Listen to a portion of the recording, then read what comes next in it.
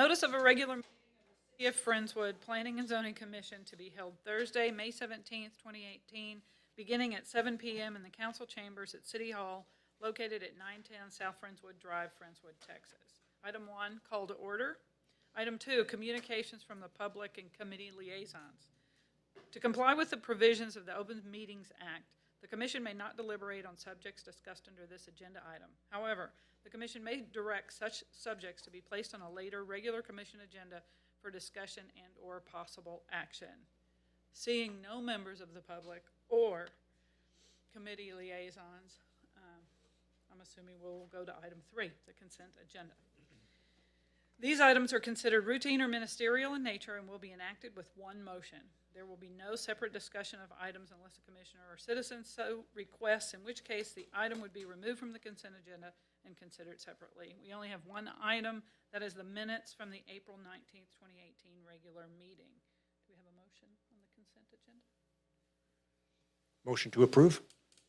Second. All those in favor? Aye. Action items. According to the Planning and Zoning Rules of Procedure, all action of the Commission shall be made by an affirmative vote of 4 or more members of the Commission present at such Commission meetings. Item 4, consideration and possible action regarding proposed changes to Zoning Ordinance Section 7P5, North American Industry Classification Systems, NAICS codes, to change the version reference from 1997 to the current NAICS codes. Are you going to start the discussion, Aubrey, or do we need a motion? Yeah, motion to, yeah. Motion to discuss, approve? Motion to approve? Okay. I'll second. Okay. Aubrey, you want to kick us off? Yes, ma'am. So I think we brought this up briefly before. The ordinance subcommittee, I think, vetted this pretty well. Basically, staff's proposal is to obviously change the outdated 1997 reference to the NAICS codes to just say current. The NAICS codes are updated every 5 years. So we were using the 2012 version, and then now the 2017 version is out. We just want, since it changes every 5 years, we just wanted to change the wording in this paragraph to just say current, and then the next item is the table itself, and we can talk a little bit more about the other change on that. So the other part, the ordinance says in that number 5 that every January staff has to determine whether the manual's been revised. Again, it's only revised every 5 years. So we did provide a summary of the changes from the 2012 to 2017 edition in your backup material. There wasn't anything significant that we need to change that changed code-wise with them. They do occasionally add like if there's new industry classifications, or I think in this case this year they broke down some of the industries a little bit differently. But since we only go, on most of our uses, only go to the 3-digit number, it didn't affect our permitted use table. Okay, any discussion on this item for the recommendation to use the wording current instead of the specific year? Yeah, Commissioner Clark and Commissioner Montagna and I all talked about this with staff. We tried to find reasons not to do it. What I understand, and Mary Kay, you can tell me if I'm saying the truth or not, that you support this, that this is, it's okay to say current as opposed to calling out each? Yes, I think it'll be fine, and I think I just heard Aubrey say that they automatically review, sorry, Jeff. I think it'll be fine, and I think I heard Aubrey say that they automatically review this each year, just as long as staff keeps up with it, puts a tickler in their system, and goes through the process to make sure the current is current. And the other thing I heard was that the rest of the codes that we use generally use this approach as opposed to calling out each year, and just call it current so that we're not bringing things back up to City Council all the time just to do the normal updates that are happening Yeah, periodically. I think it's an efficient way to handle it. Yeah, so this is making this consistent with how we handle other types of codes throughout, and so we all supported it, unless you guys want to speak up. Good. Any other questions, discussion? All those in favor? Aye. Unanimous? Okay.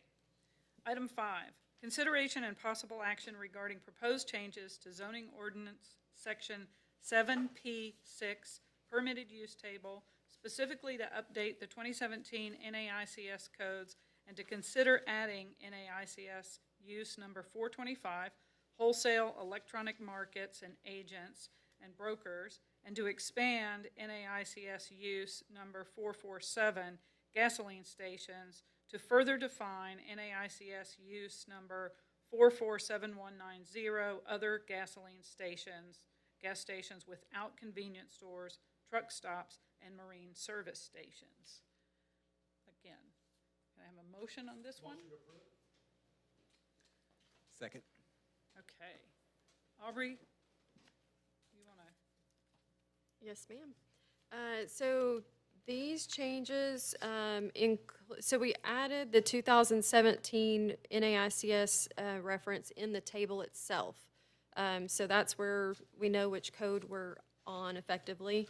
The 425 use was, like I said, when we did the overhaul of the permitted use table several years ago, we went at least to 3 numbers from the NAICS codes, and this one was inadvertently left off for some reason. So we just added that just to be consistent. The uses that or the districts it's allowed in are just copied from the previous 2. The 447 gasoline stations, we had an inquiry for a truck stop specifically this past year and discovered that truck stops fall under gasoline stations, which would be allowed in our CSC district, our community overlay district. So it was a little concerning.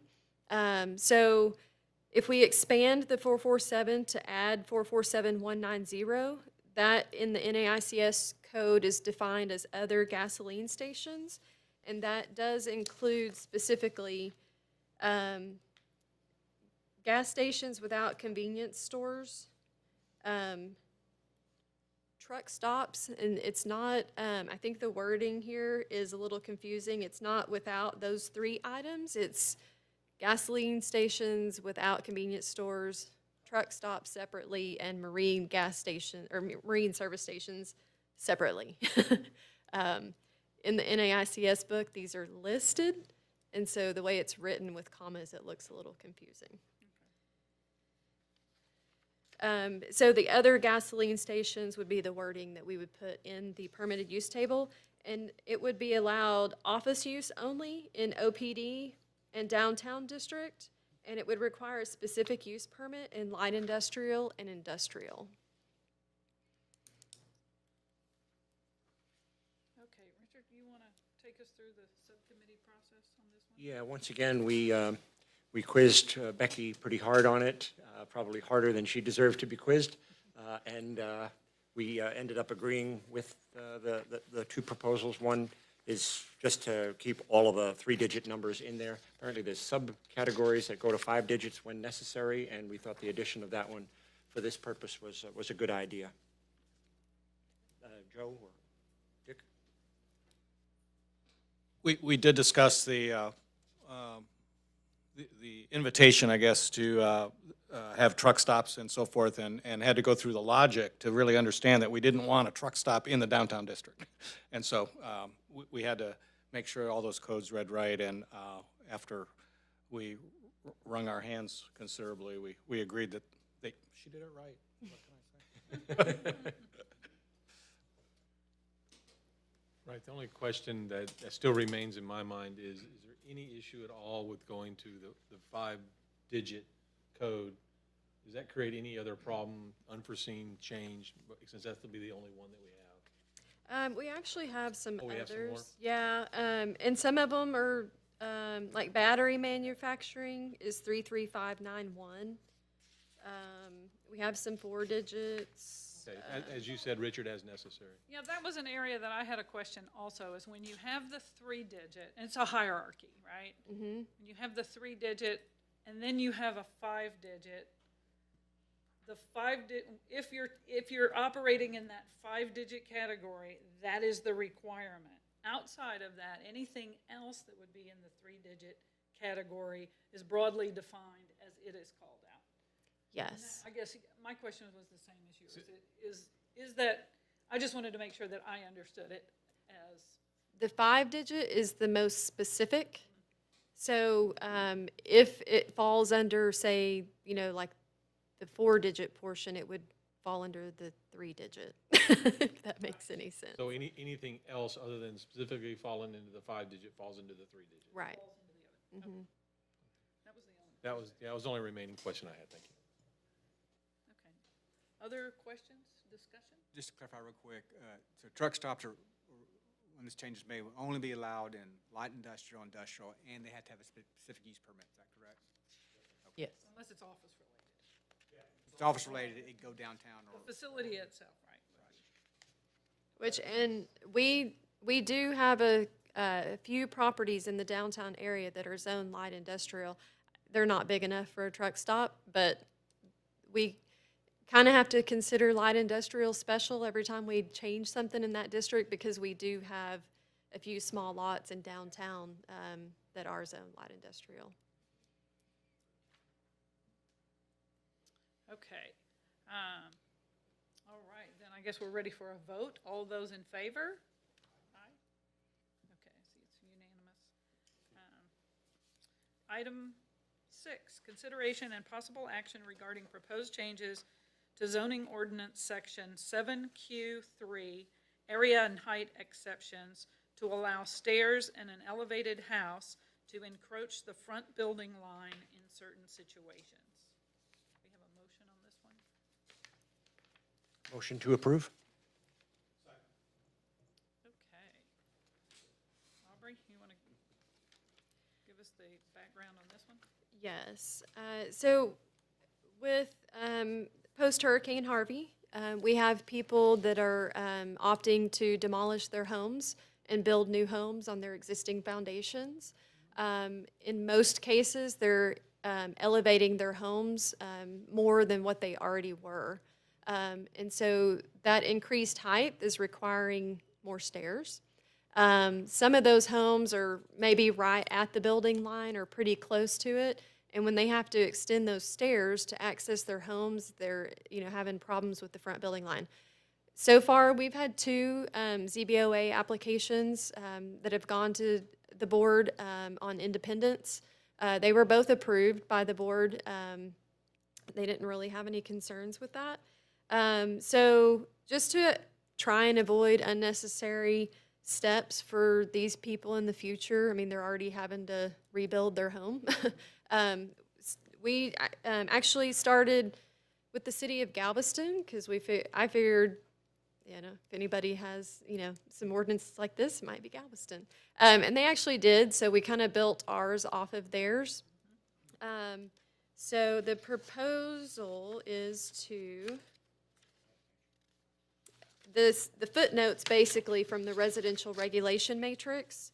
We're proposing to add letter G, and so it's stairs in certain situations.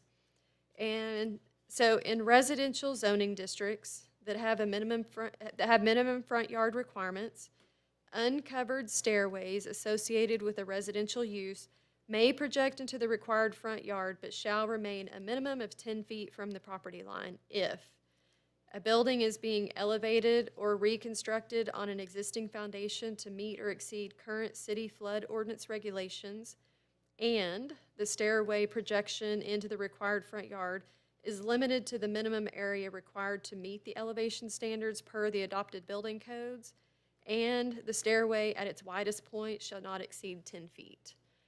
So some of our intentions were we didn't want the stairs to go all the way to the property line.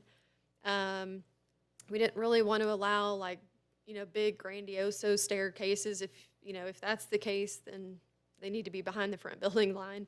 So, this is an exception, and so we tried to make that exception as narrow as possible. And staff kind of vetted, we sat down and kind of had a round table and tried to think of any unintended consequences. I think the subcommittee did the same.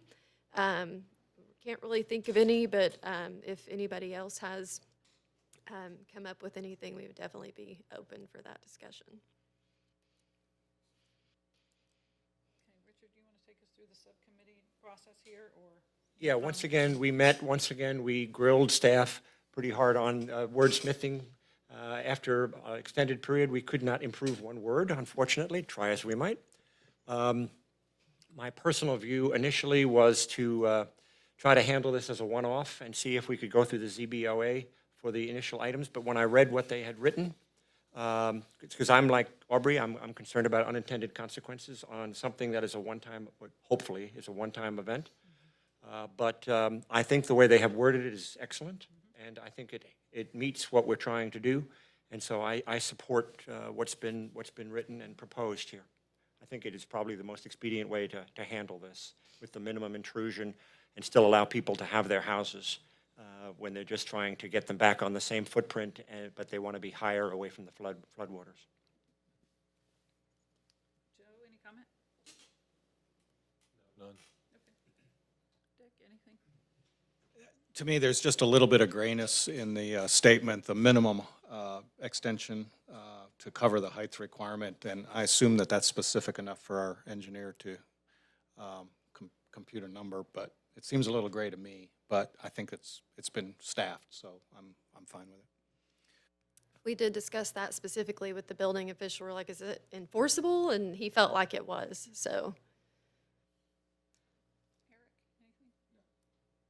Brett? Okay, I do have a question about the minimum area, and this is just my ignorance around building codes, but it's the, if a spiral staircase is the minimum area, would that fit in the building code? Because when I think of area, I'm thinking a rectangle, you're thinking rectangular stairs, right? They're wide and they're deep. If you could do a smaller area with a different kind of staircase, that's my only, so that was my question. So it's probably my ignorance of the building codes and whatnot, but it's a little bit similar to, maybe that's kind of a strange concern, but. Yeah, there's a very specific section in the residential, in the describes- International Residential Code that is rise over run for stairs. Okay. We just don't want people having, 6 foot wide treads when they only need a 1 foot wide tread. Right. So that's what the minimum area statement is.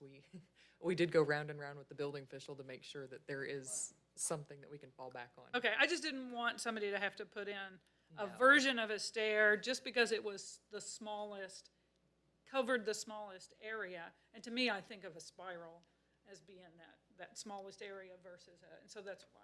Which, and I don't, we wouldn't be that restrictive. I think in most cases, we would have this, if we needed it. Right. I think probably 98% of the cases, it's not going to be an issue. Yeah, okay. No, and I too liked the wording, so, I would be supportive, so. Or- I don't even, that's what I. It don't also know. says uncovered. Wouldn't a spiral staircase possibly be covered? Wouldn't necessarily have to be. Well, but it by definition. Actually, I think it would be allowed, we had one in the public safety building, at Public Works, as a secondary egress. Yeah, a lot of beach houses have them as secondary egress, but if it's secondary egress, it's gonna be on probably the back side of the house, so it won't be a building line issue. Yeah. I don't think homeowners are going to want to be carrying their groceries up Oh, spiral yeah. stairs. So, yeah, I just didn't want it, if that were gonna be, anyway, if somebody might come along and say, hey, there's a smaller area you could have utilized. No, that's not what the definition in the IRC is, so Okay. think we're okay. Okay. All right, any further discussion then? Okay, all those in favor? Aye. Okay. Item 7, considerate, I'm just going to give you a little process Process moving from forward here, on right. these 3 items. Yep. So we advertised the newspaper notice this week, and I actually combined items 4 and 5 into one joint public hearing, and then we'll make one ordinance for those since the sections were right after, one another. So that'll be one joint public hearing item, and then item 6 will be the other one. We did advertise those for the June 4th meeting. So we will also have work session with City Council on June 4th, so that portion will start about 4:30 or 5. We'll explain these to them, and then we'll have the joint public hearing, and then vote on them again, make the recommendation, and then City Council can consider them. Okay. Very good, thank you. Item 7, consideration and possible action regarding future Planning and Zoning Commission meeting dates. We definitely need the June the 4th now. Yeah, which I guess I could have waited for that whole explanation. Thursday, June 7th, we do need to consider moving that. FDEDC is actually going to use the council chambers for a public meeting on June 7th, so I kind of already gave our space up. So if we can consider moving that June 7th to June 4th, since we're meeting with council anyways, that would be good. Okay, so I'll make a motion to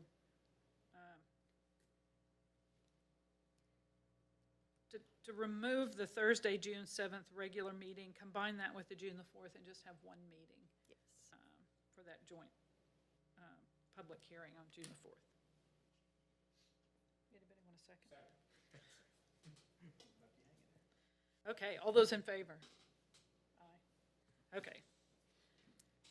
I guess the next question is, who all's going to be here on June 4th? Oh, good, I have 4. Okay, Do we have 4? yes. Okay, at least 4. And then we will have the regular June 21st. Yes. We'll keep that. Okay. Communications from the commission. And I'll just start with you, Dick, and we'll go down the line. Anything you have? No, I've been notably absent, so current events have escaped me, but, and I was not able to go to the last ZBOA. But I'm back. Okay, glad to have you back. Eric? Okay. Brett, any commission reporting or subcommittee report you'd like to give? Okay. Richard? All right, we covered your subcommittee, yeah. And Joe? Nothing for me. And I don't have anything either. We have, Aubrey, you want to talk about DRC? Yeah, so our council liaison was Jim Hill. He's officially off of council. He termed out, so council's meeting the first Saturday in June to redo the liaison assignments, so we'll find out soon who our new liaison is. The April 2018 DRC report, I emailed it out right before the meeting, and I also put it up on the website, so it's there. And then just one other, we are working on new appointments for the commission for the June council meeting. Rhonda is not going to renew for another term, and her term expires in July. Brett is resigning as of June 30th. So we'll be replacing those two as well as Walter. So we are in process with getting those 3 replacements. So need to start thinking about a new chair and vice chair. All right. Okay, and with that, we are adjourned.